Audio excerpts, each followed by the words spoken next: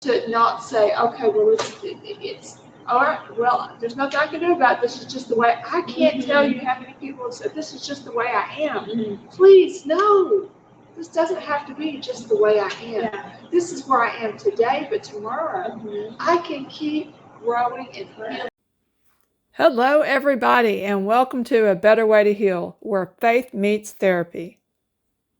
Hello, everybody. I'm Elly. And I'm Isa. And we are here today, and we are going to talk about chronic stress, something that Isa and I'm sure, have dealt with personally in our lives. And we want to explore a little bit about why and give some examples of how it shows up. Why is it impactful? What does it even mean? And some examples of how it shows up in our lives. We also want to bring in the biblical side of it. What does God have to say about this? Yes. And the complexities too, because stress is something that our body definitely rejects, and our body has some very serious reactions to. But then there's cultural elements of what happens as well, along with trauma. This is where Elly will step in and talk about how trauma can keep us on that stress level, even when things aren't actually that stressful. Our body is still holding on to all that tension in healthy ways to let it go. Yeah, absolutely. So stress can get a bad rap. Stress is actually good for us. We grow through, even the Bible talks about iron sharpening iron, and that's a very stressful event. So we grow through stress, and the problem with stress is when it becomes chronic, an overload of stress. The cortisol, when it gets too high in the body, it can have a lot of health implications, and I'm sure you see them even with the teens that you work with. Yeah, so when we've had early childhood traumas, it could be even something as simple as, a neglect, and you're not knowing where your next meal is coming from, or which parent you're like constantly on guard because you're walking on eggshells because your parents are arguing or fussing, those kind of things. And that can cause a buildup of the cortisol. It can cause your amygdala, kind of the fight or flight. I'm sure many people have heard of that fight or flight. It can put you in that mode where you're constantly waiting for the next shoe to come. Yes. And, so it's like our bodies are ready. Even if our mind doesn't, we think we're in a safe place. And our body is looking forward because it has so much stress hormone built up in it. Correct, yes. So the way, obviously I do not have all of the education that Elly has, but I do remember when I was in college for biology and we were talking about stress, we all have to take a psychology class. And one of the things that really helped me understand it from healthy and unhealthy was we call distress. It's like when the levels of stress become so chronic and invasive of your nervous system that it becomes distress. And biblically speaking of that, I see there's iron sharpening iron and work ethic and things that we do that are stressful. They call stress. It's the motivation to get things done and do them well, the motivation to work and do hard things. So that's like positive stress is the motivation, this is just layman's terms of me explaining it, of getting something done, getting through a day of work, getting a deadline accomplished, that's good stress. It's not like you don't feel stressed, but it leads to production. And then when you get into distress, is a dysfunction of maybe you're not taking care of yourself or the people around you, but yet you're also not truly accomplishing the mission because you're so overloaded that it's an unhealthy way of meeting the deadline, an unhealthy way of dealing, and it could lead to alcohol consumption, it could lead to overeating and all these other things. But biblically, that's where we step in, and it's like, be anxious for nothing. It doesn't say stop doing, it just says know and understand that your best is enough. Yeah. And that's where we lose it sometimes. We start comparing ourselves, and I think, and this is beyond, I'm not touching on trauma per se, I'm talking just in general stress and distress. trauma, we're going to get more deep into that, but just letting people understand that feeling of desire to accomplish things and drive is not what we're talking about as negative stress. It's more of a distress of anxiousness and unsettledness and lack of being able to concentrate, survival mode. Like, I am doing this to be liked, I am doing this to, it's more of a drive to survive than it is to actually thrive. Right. Yeah, absolutely. One thing that I noticed that with the distress, the dysfunctional type of stress, it can lead to physical problems in the body. It can lead to overeating, to obesity. It can lead to chronic migraines. A lot of people with childhood trauma deal with things like chronic migraines, heart disease, diabetes, all kinds of things that are kind of like an attack against the body. It can also lead to mental health issues. Things like PTSD. If you've had a history of childhood trauma and something happens, you're at a greater risk of developing PTSD. Of course, if the trauma is high enough in your childhood, you could go into adulthood life with complex PTSD, which we're still trying to understand totally, but it definitely is. It's more than just a chronic stress, but the chronic stress kind of leads us in that direction. Into potential chronic illnesses and a state of mind which is not operating in a place of creativity, in a place of peace. It's operating in a defense and protective mechanism. Right. So I know for me personally, my personal experience with it is I notice automatically the effects of cortisol levels in my body. It's even the weight gain of it is different than regular weight gain, right? Because I was in the military, and so were you. My body has changed a lot before and after, and I know what being fit looks like, and I know what gaining a little bit of weight from pregnancy looks like, and I know what stress weight gain looks like. Absolutely. I've been able to identify that by allowing myself to be aware. And when I first noticed that, I looked it up, and cortisol weight gain is very particular in women. In the abdominal area and certain areas, because the body is essentially preparing for bad times. Right, absolutely. The body is just in protection mode and is saying, okay, I don't know how productive she's going to be in the hunting and the taking care of herself, so I'm going to store all these fats and all these vitamins and all these things in weird places so that it takes longer for them to use and leave the body, and they sustain her longer. So God created our body with such a beautiful design, but He never intended us to be in a place where that was our mode. Right. It's one thing, we go through periods in our life, and we can go through a stressful financial situation at work or something like that, and it can cause an overload of stress that's kind of time limited. It has a beginning, it has a middle, it has an end. But when we're talking about the chronic stress that often happens out of childhood traumas, and the childhood traumas that we're talking about again is the neglect, hunger, not having a safe environment as you're growing up, and or abuses and those kind of things. But that kind of chronic stress, there's no real kind of identified beginning, middle, and end. And for me, when I started getting healing, I had a migraine every single day for my entire age 16 and 17. And that was the beginning. I was in and out of bad relationships. I had so many bad relationships. I struggled as a young mom. It just seemed like everybody else had a problem. And interpersonal relationships. And I was sick all the time. All the time I was sick. And it wasn't until I was in a stable relationship for a while. How my husband and I lasted those first 5 to 10 years is beyond me. I don't know. He must be a saint.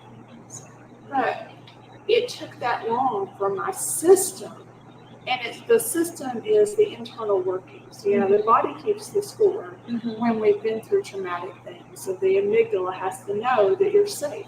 Yeah. And there are still times that it doesn't feel too safe, and I don't even know why. But it takes a long time for that childhood traumas that we've been through to kind of settle down to where the stress load isn't, you know, where it is decreased. Yeah. Yes, correct. And when you think about it, you say, I don't know why it takes so long. There are certain things that happen in our childhood that happened through a long period of time, like you said, and our body doesn't know anything other than that. Yeah. Like our body and our mind didn't know anything other than that until. Right. And if you think about how resilient you actually truly are, because if you compare your first 16, 20, 30 years of your life versus the last 15, 20, your body is resilient. It actually recovered from many things that were chronic in your life. And I think part of the situation with childhood trauma, it's stress that's very pervasive, is that your body is already predicting it.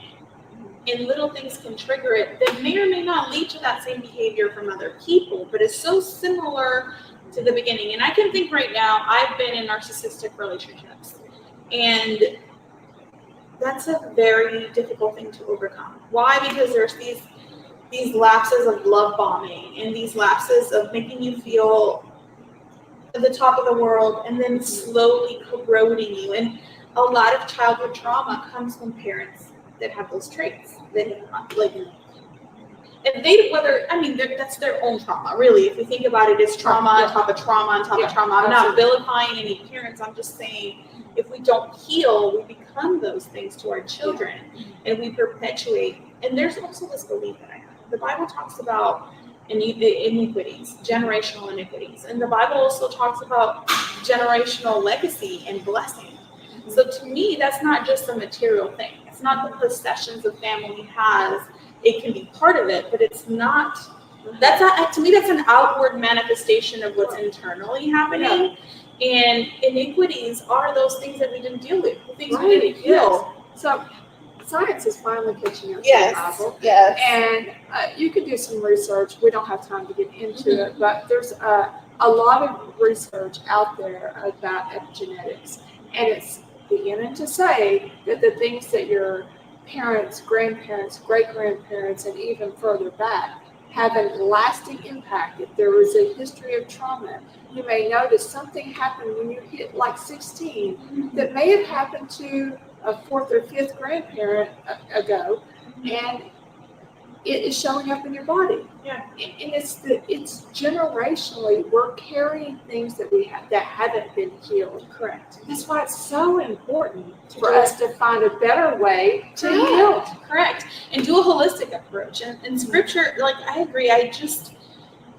I love, there's so many things going on with our times right now, but I do love the expansion and openness of knowledge. That knowledge has become something attainable, informational knowledge to people that in times in the past was obscure, and some places in religion are like, well, you can't know this and be Christian, and you cannot when it's bringing gospel teaching, it's bringing theology together, because the truth is the truth, no matter how long it takes us to find it.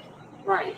And like you said, science is catching up. And part of that is utilizing the tools. God gets the credit. If you listen to what scripture is saying and what science is starting to understand about human behavior, human needs, and how it's starting to understand that we carry the things unhealed and undealt from our generations before, whether they try to treat us differently or not. This is not about how they're treating you. That helps, but it's more along the lines of, you never healed. And it's very subtle things. As a child, if I don't know what kind of parent I'm going to wake up to, that's a stress. It is. I don't know if this is a parent that's going to be happy for me, or this is a parent that's going to be critical of me. There's different forms of abuse that are very subtle. I might be fed. I might be clothed. I might have these physical needs that are great and important from the pyramid, but I don't have validation. I don't have the sense of security that I'm not a burden to my family. I don't have the sense of well-being that I can have feelings, that I can express feelings without it being a backlash, right? Right, yeah, absolutely. So a lot of times we don't even know, even as we become parents, and I think about my children that dealt with a parent that wasn't healed. Yeah. And so I carried on, of course, I'm in the healing phase of my life, and I have wonderful children. But there were things that they were missing in their childhood because they had a parent who didn't know, didn't have an understanding. And that's why it's so important. And I share about this in all of the things, the books. I wrote a shame quiz to help people identify where are they struggling. Because a lot of times we don't even know. I mean, I have people that say, "Oh, I don't deal with shame." No, that's not an issue. Chronic stress, trauma, all of those things lead to, I'm not enough. I'm not good enough. I am bad.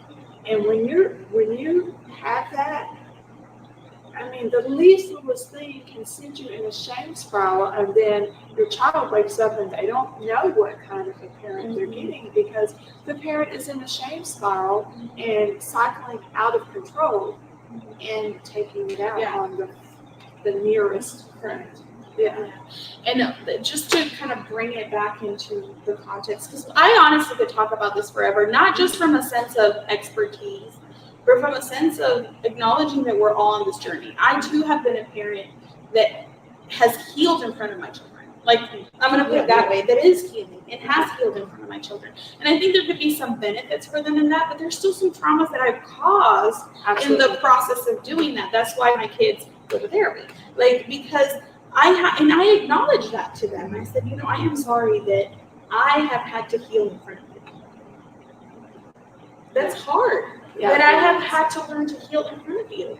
I wish I was like healed, but it has an opportunity for them to also know that there's room for them to heal and to grow. Absolutely. Because I'm acknowledging my faults where I see them. And I even acknowledge there's some that I might not even be aware of yet. Some things I haven't gotten to that layer of the onion yet. Like, right. I'm still working on these outer layers. There's so many layers. And technically, biblically, we won't get to the center of that onion until Christ comes back and just fully heals and restores our bodies, our minds, and our soul. So give yourself some grace. But that's not an excuse to not continue to peel those layers. Absolutely. We have to. We have a responsibility. I mean, what Isa and I are talking about, this healing in front of our children, which was not the direction we had planned on going, but we're just going to go with it. And we talked about it. Let's see where this goes. Yeah, absolutely. We have a responsibility to the next generation to not say, okay, well, it's all right, well, there's nothing I can do about it. This is just the way. I can't tell you how many people have said, this is just the way I am. Please, no. This doesn't have to be just the way I am. Yeah. This is where I am today, but tomorrow I can keep growing and healing. I don't have to stay stuck. And that's the whole reason why we do this. I don't, even being a Christian doesn't make me healed. Being a non-Christian doesn't make me healed. None of that. It doesn't make me healed. I have to walk out the journey one step at a time. Even though I'm not going to get to the full revelation until Christ comes back and we're totally healed. I'm so much further than I was 10 years ago. And it's less bleeding that we're inflicting on other people, less trauma we're piling on other people. And in a way, as we heal, we're healing, we're setting up the generations after us for success. Yeah. That's how you have to see it. Yeah, I might not complete the temple. This is David's biblical perspective. But I have gathered all the tools, the resources necessary, the knowledge necessary to pass it down to my son, who then will complete the temple. Right. And I just recently, as I was listening to you, I'm like trying to remember the title of what I just watched, but I don't remember. I'll say the line. It was a dynamic of father-son relationships with the father had some issues and some trauma that he inflicted on his child. But then in a conversation we were having as adults, he says, I had this happen to me, and I was thinking I was doing something good for you, but I think I did a little bit better. Maybe now you will do a little bit better. And then in the process of that, he was remembering that because he was having an interaction with their child, with the child, and seeing how he handled that situation better than his father handled that situation. Yeah. It was beautiful. It gave me goosebumps. And Yeah. I cannot remember the title of what I was watching, but that's the element that we're trying to convey. Yeah, and we remember what it is. I will, yes, please. I don't, and I was like, it's actually so crazy because I was meditating on it yesterday and I couldn't remember the name yesterday. But I liked the analogy of the father, he was an alcoholic, all these things, apologizing to the adult son and saying, but I did do my best. And, I did better than my dad. Yeah. And then he's like, hopefully you'll do better than me. And then he's in that crossroads with his child saying, I did better than mine, and hopefully you'll do better. And that's healing. That's the process of healing. Yeah. I lost it today at the dinner table. Tomorrow, I'm not going to. Right. Tomorrow, I'm going to apologize. Tomorrow, I'm going to pull from the toolkit and ask for a time out. Yeah, absolutely.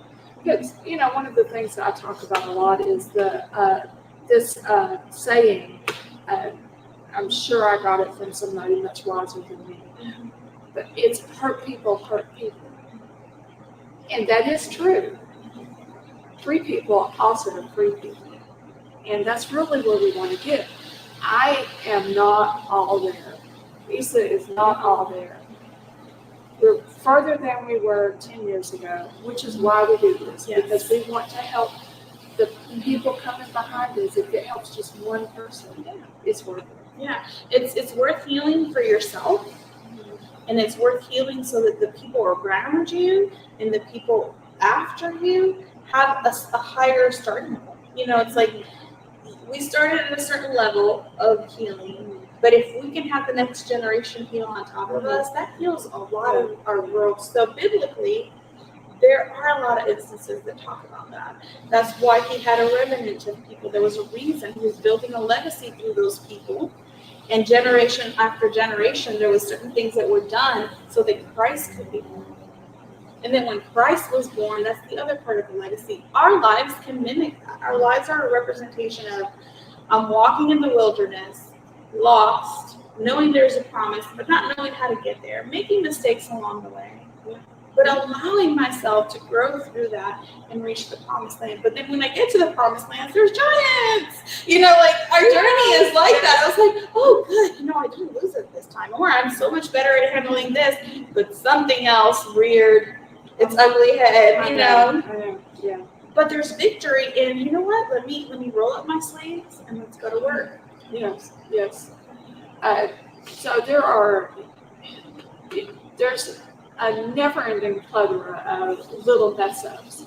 And one of the things that encourages me is that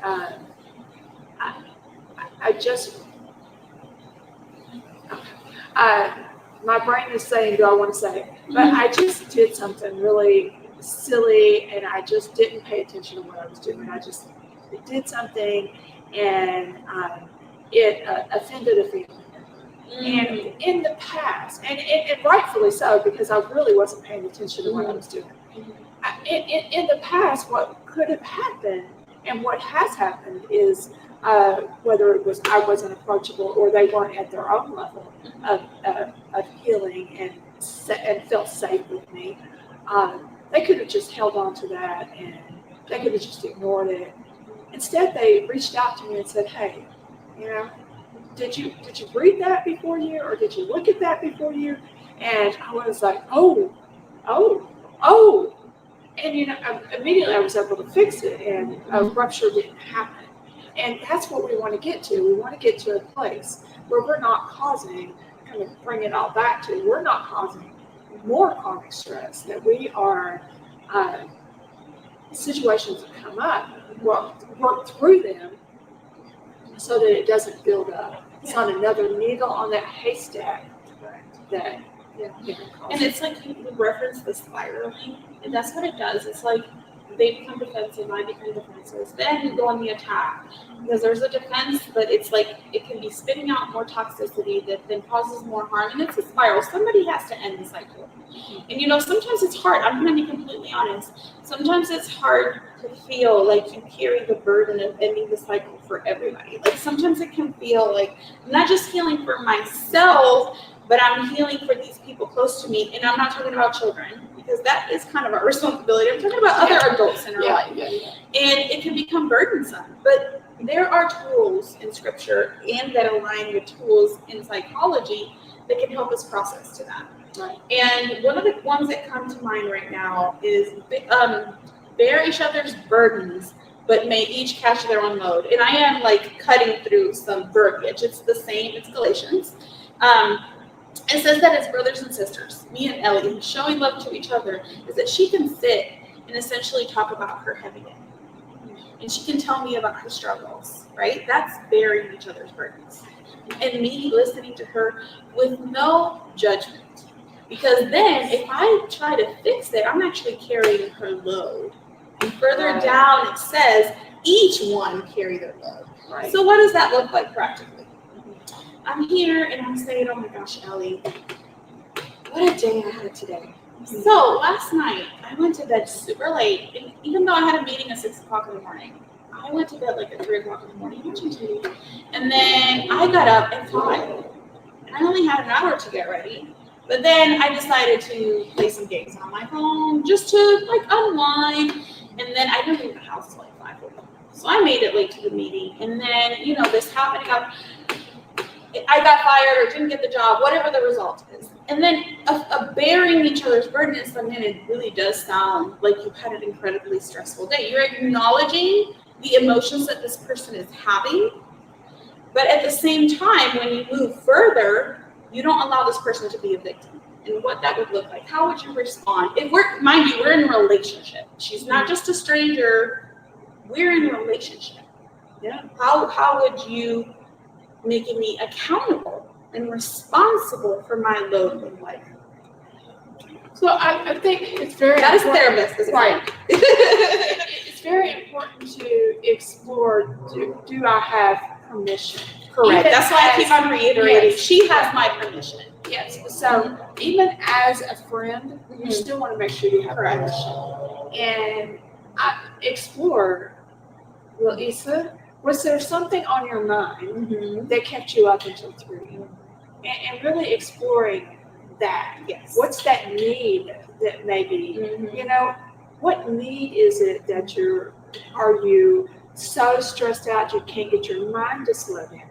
Right. And how could you kind of maybe start laying some of that stuff down earlier in the day? And so we say as a therapist versus a friend, sometimes you don't even know how to separate the two. But as a friend, I would say maybe call a friend at night, explore, or maybe journal a little bit at night and try to get to bed a little earlier so that you can show up and be your best at this meeting or in your workplace so that you're not carrying this weight of rolling it down the hill, because it's almost like I'm kicking the can. Right now, I'm only focusing on right now. Well, how do those actions, how are they impacting your day? Correct. The way that I see it too, so if I were me talking to me and I am in deep relationship with this person, and I know we have an iron sharpens iron type of relationship, we can have tough conversations together without hurting each other. I agree. I would want to address why were you up? And depending on that conversation, what else that person needs to share, then I would have biblical, therapeutic, and sound advice. Like, instead of validating something that can be toxic in friendships sometimes, vilifying the office. Because even though I was late, disrespected their time.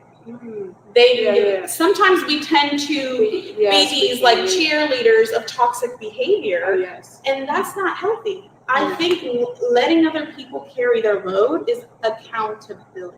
Oh, absolutely. And if you're not in a relationship, just be like, oh, it's sorry to hear that.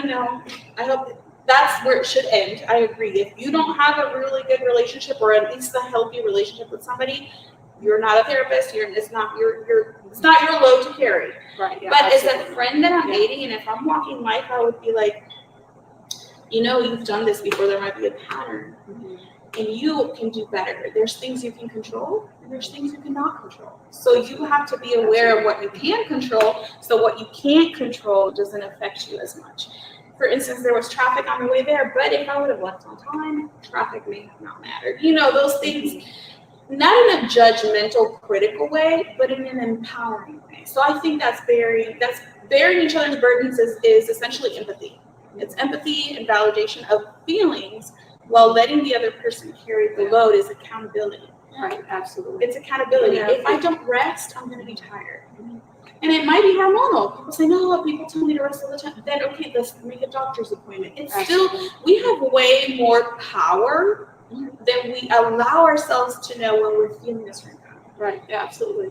And there may come a time when your relationship is so that you have to get really direct with your friend and say, and I love the fact that you brought up not vilifying. Correct. Not vilifying the place of employment, not vilifying the spouse who did their head off. Happens a lot. I know. I have a best friend that when I complain about my marriage, and I don't do that often, but the few times that I have, she's like, well, what was your part in that? Can you believe what my husband said? And exploring that. But it's that sometimes we need a little bit of tough love. Yeah. It's the love that Christ gave us. So Christ loved us in our sin. Christ loved us right there, but he didn't want to leave us there. Right. Yeah. He wanted to show us we have authority and power over the things that want to hold us captive. Now there's a nursing season. Right? There's a season that we need empathetic and people that love us where we're at and can nurse us to health in a way without us burdening them with our own responsibility. And what that looks like for me, so like I'm a workaholic. That is my coping mechanism. I use it to cope. And I have to acknowledge part of my healing journey is acknowledging that I use it to cope just like some people use alcohol. Just because I don't use alcohol, people like me can become self-righteous because I don't go to drugs and I don't go to alcohol and I don't go to this and I can mention a list of all the things I don't go to very easily that give this workaholic behavior a validation and some kind of righteousness that it doesn't have. And it puts me in a position of victimhood and superiority at the same time. It's like very bizarre, but I have learned to acknowledge that in me. And biblically, I'm sinning just as much as the person that's going to the bottle when I just create tasks for myself to distract myself from the emotions. Whether I'm a victim of what's happening or not, it's not even the point. I'm re-victimizing myself by adding stress, undue stress to my life. When the Bible says there is a time to rest, and there's value in rest. Psychology says you should rest. Absolutely. Sleep well, eat well, all these things. So I have a habit of doing that, working so much, and I was working at a place that was very unhealthy. I was working so many hours, and I wasn't able to give the residents the care that they needed, and because of paperwork and all this and everything.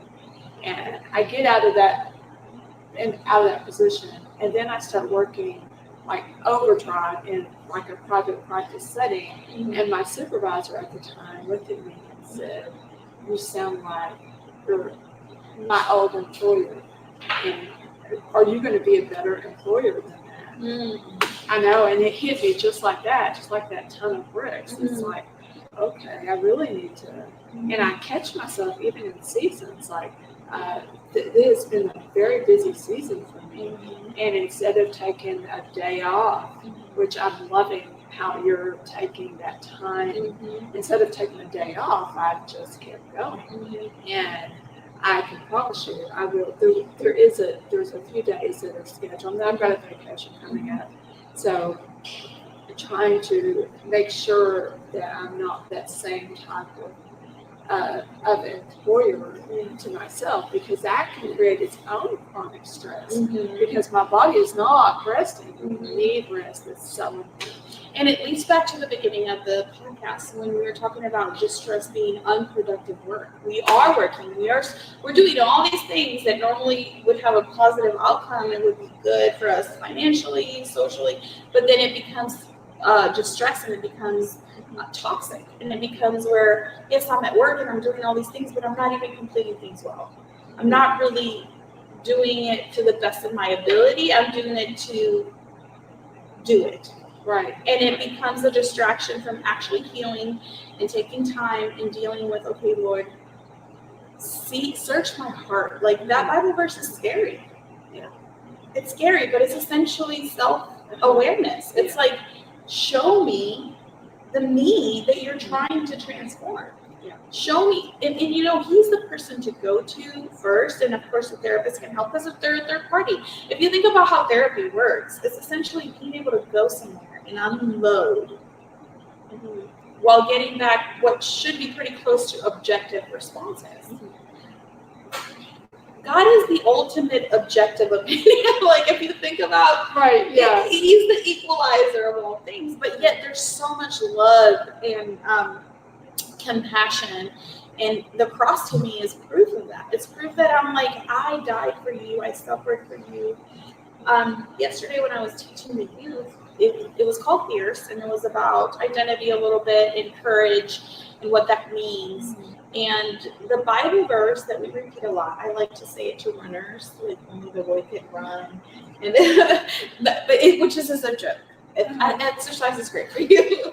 But in this particular term, obviously, I took it seriously to teach the kids. The first half of that verse is paranoia. The wicked run when nobody's chasing. That's what we do when we're distressed. And I know it says wicked. I'm not calling all of you wicked. It's wickedness. It's essentially that thing that's keeping us oppressed. That's what wickedness is. It's keeping us in bondage. And when you are not operating from a place of honesty and truth and transparency, you become paranoid. Go back to an exercise and think about places in your life where you were not living a transparent, open life. You would be paranoid. And it happens in relationships, like, oh, look at how she looked at me. Maybe she doesn't like me. Maybe. And then you start operating in that place, and you're running from things that may not even be happening. Absolutely. The other half of the verse is, those that walk in righteousness are courageous. They essentially face it boldly. That doesn't mean they're perfect. Nowhere in there does it say they're perfect. Nowhere in there does it say they are without fault. They're just in a place that this is what I have right now. This is who I am right now. And I'm not running from it. I'm dealing with it. And that's really my invitation for this. Like, stress, we got to deal with the fact that we're stressed and pull from the toolkit. Right, absolutely. And we have wonderful resources on our website. We have a guide to help you understand a little bit about what I do, the better way, the better framework. We have a shame quiz that can help you identify the areas, because if I can identify the very first thing in a better framework, just the better way, is beginning to notice, developing a sense of awareness. Where am I dealing with chronic stress? Where am I dealing with shame? Where have I had trauma in my life? And the first, even biblically, when we bring things to the light, there is healing just in opening it up. Correct. Just in uncovering it. And then we start, then we start doing really understanding it and developing an understanding. It's like you had to get to a point where you recognize some things in your life, and then you had to do some research on it, and then you started taking down some of those defense mechanisms, and it's really, that's when transformation can start, and then we walk into further transformation. Empower and establish a sense of safety and security. And then we hit the resilience, the rise up. And so there's so many tools that we have out there, but if you don't use them, you find your own healing strategies, but do something to move from the spot that you're at to take a step. Just one. One thing, one change. If you used to have 3 shots before you even got out of the house of alcohol, and you take 2 that morning, that's a victory. It sounds simple, but it sounds ridiculous. Well, you still took 2. That's how that's judgment. That's the kind of judgment that keeps people in bondage when they do it to themselves and when others close to them do it to them. When somebody's excited for a little bit of progress, I only smoked 1 box today, not 3. Be excited for them. Yeah, absolutely. Like you're not condoning that they smoke 1. You're celebrating that we have to allow ourselves. That's part of resting. Yeah. Resting is not just laying down.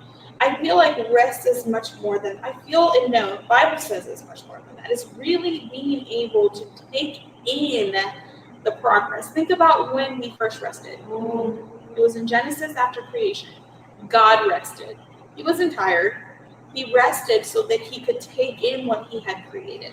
He rested so that he could admire, and that's him showing gratitude. He created it, but he was showing gratitude. It was good. It is good. And he allowed humanity to do the same.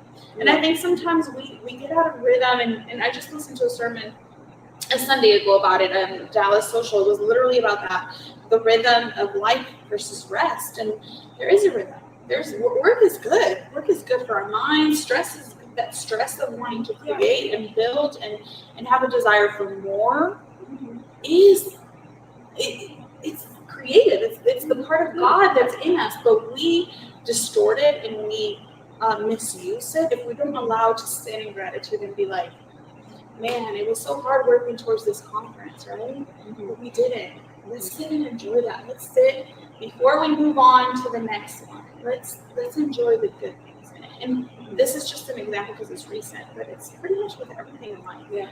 Instead of sitting there and assessing, there will be a time to assess what to improve, but also take equal amount of time, if not more amount of time, to enjoy what was good.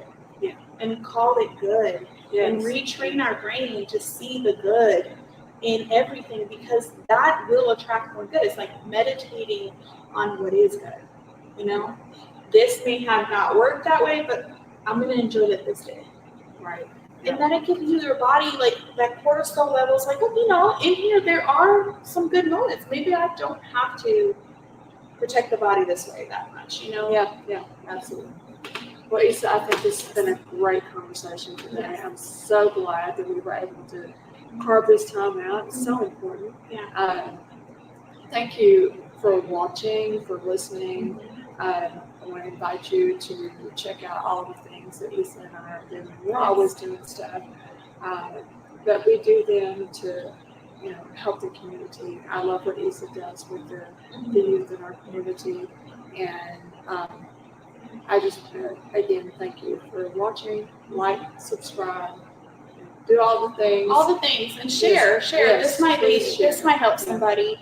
And we're all growing. This is not from a place of I've arrived. This is from a place I'm on a journey. And I have had some tools that I've collected throughout this journey that you're welcome to share with me. Yeah, absolutely. Well, thank you for watching. All right. Thank you. Bye-bye. Bye. Thank you for watching us. We really appreciate you being here. If you enjoyed the episode, like, subscribe, share with a friend, and join us next time. Thank you. Bye-bye.